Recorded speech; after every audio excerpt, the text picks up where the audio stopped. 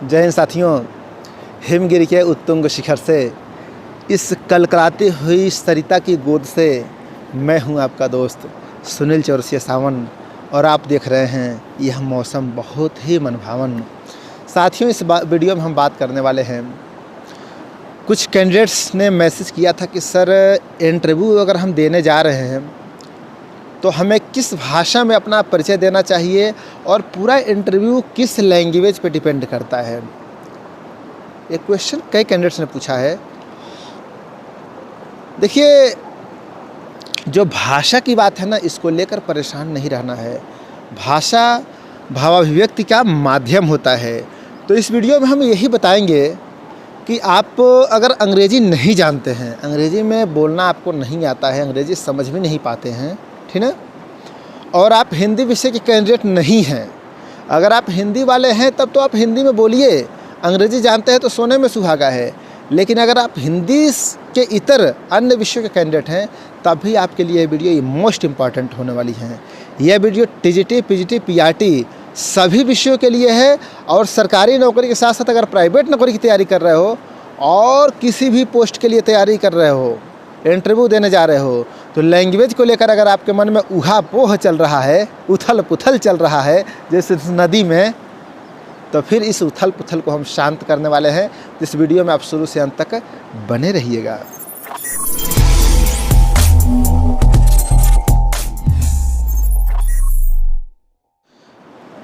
जी हाँ साथियों, कुछ साथियों का मेरे पास मैसेज आया था कि सर मैं अंग्रेज़ी नहीं जानता हूँ, मेरे पास अंग्रेज़ी का ज्ञान नहीं है, तो मैं क्या करूँ, मेरा क्या होगा।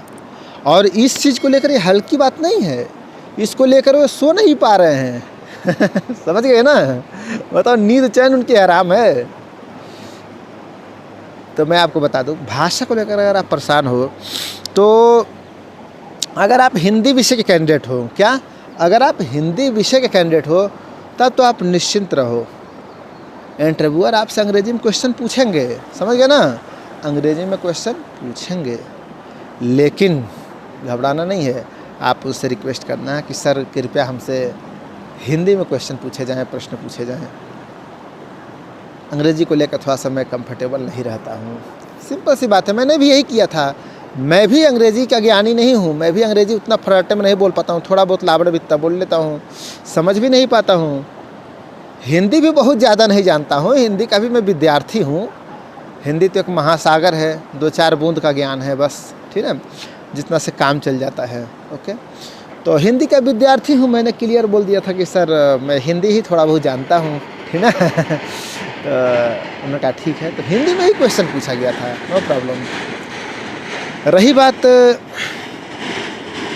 दूसरे विषय के कैंडिडेट के लिए, जैसे मान लीजिए अगर आप अंग्रेज़ी वाले हो तो आपके साथ भाई कोई समस्या ही नहीं है। मान लो आप अंग्रेज़ी में आपकी पढ़ाई लिखाई हुई है तो अंग्रेज़ी में तो बेशक आप कंफर्टेबल हैं, तो अंग्रेज़ी में तो आपको बोलना ही बोलना है, ठीक है।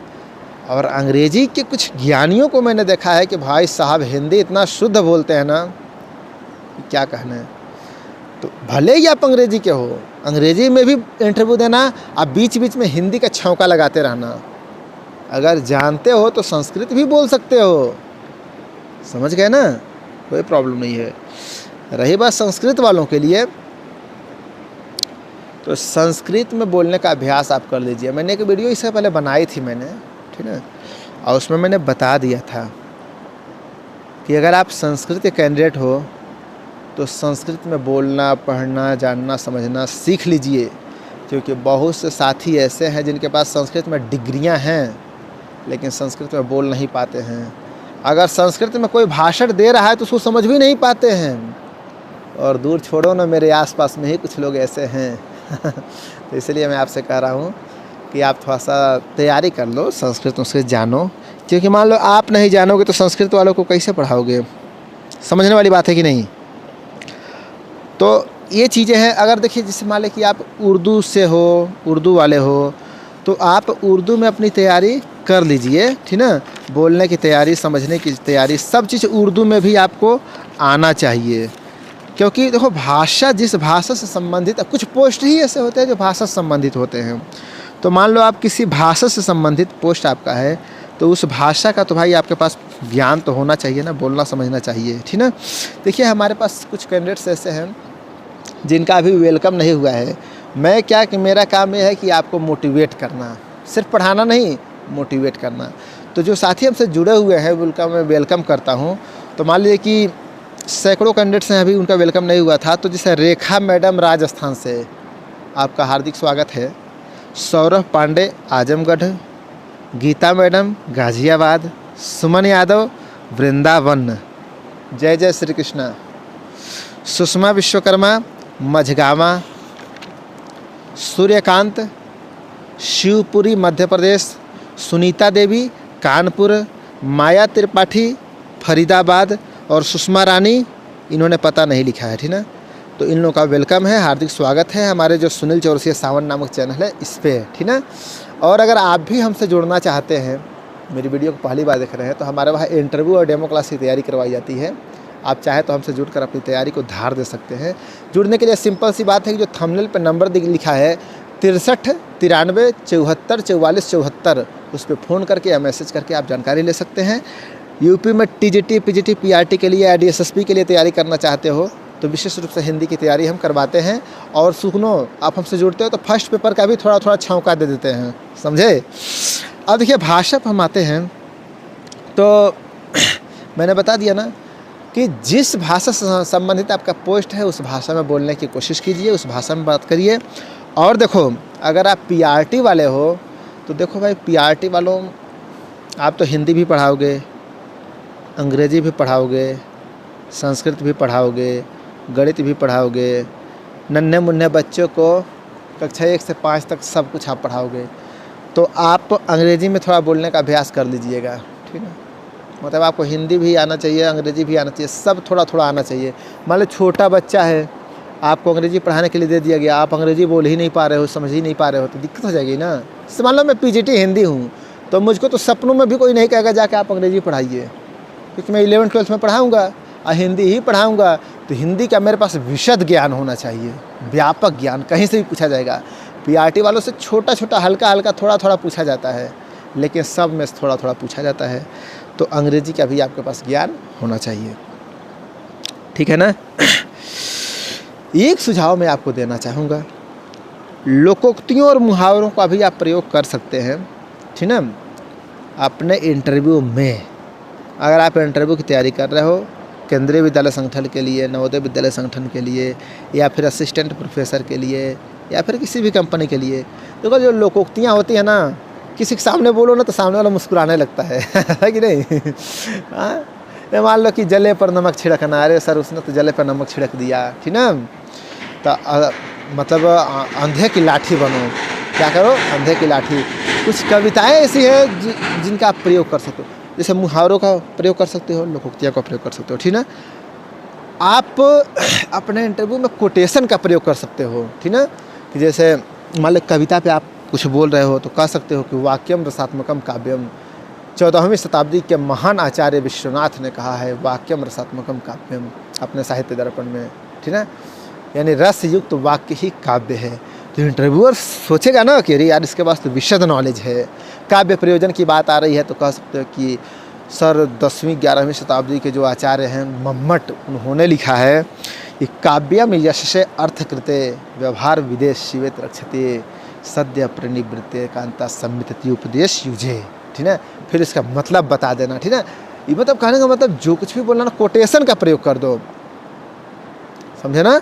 और इसके साथ साथ कुछ भाव साम्य, मतलब किसी पॉइंट पे बात कर रहे हो, उससे संबंधित कोई भावात्मक कविता है, उससे संबंधित कोई कविता है, उसको आप पढ़ सकते हो, भाव साम्य जिसे कहते हैं, ठीक है। इससे क्या होता है कि आपका लेवल बढ़ जाता है इंटरव्यूअर के सामने। और देखो भाई, आप तभी न बोलोगे जब आपके पास नॉलेज रहेगा, समझिए नहीं। आप तभी ये सब बोलोगे जब आपके पास नॉलेज रहेगा। और कोटेशन बोलना तो कोई ज़रूर नहीं कि हिंदी वाले हो तो सिर्फ हिंदी का ही, आप अंग्रेजी का भी कोटेशन बोल सकते हो, उर्दू का बोल सकते हो, संस्कृत का बोल सकते हो, जिसमें आपको अच्छा लगे उसका कोटेशन आप बोल सकते हो, ठीक ना। और अपने मन का ताला खोल सकते हो कोटेशन के माध्यम से, काव्यगत पंक्तियों के माध्यम से। तो फाइनल में आपसे यही बता दूं कि देखो लैंग्वेज को लेकर प्रॉब्लम में मत रहो। हाँ, एक चीज़ और मैं क्लियर करूँ, जैसे मान लो हिस्ट्री से आप हो और केंद्रीय विद्यालय में आना चाहते हो, तो देखो इतिहास की जो किताबें होती हैं ना, वो अंग्रेजी में होती हैं। भूगोल की जो किताबें हैं वो अंग्रेजी में होती हैं, यही शायद मैंने देखा है, अंग्रेजी में होती हैं, ठीक ना। तो इस तरह से देखो, हिंदी की किताब हिंदी में है, संस्कृत की संस्कृत में है। इसके अलावा जो भी किताबें मैंने देखी हैं लगभग अंग्रेजी में ही।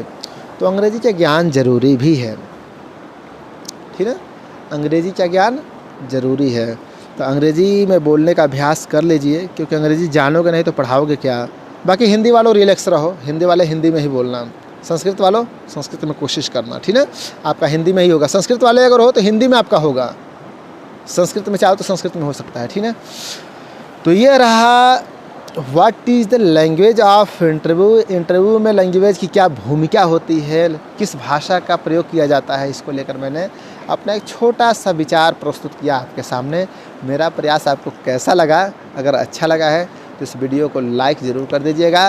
गुरुदक्षिणा अगर देना चाहते हो तो इसको शेयर कर देना, चैनल को सब्सक्राइब कर देना, और हमसे जुड़ना चाहते हो तो जो हमारे थंबनेल पर नंबर दिया है उस पर फ़ोन करके मैसेज करके संपर्क कर सकते हो, जुड़ सकते हो।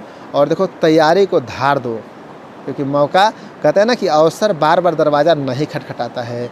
एक बार सफल हो जाओ, फिर देखो ज़िंदगी बदल जाएगी, ठीक है। फिर साथियों मिलते हैं एक शानदार वीडियो के साथ, तब तक के लिए बहुत बहुत धन्यवाद। Best of luck.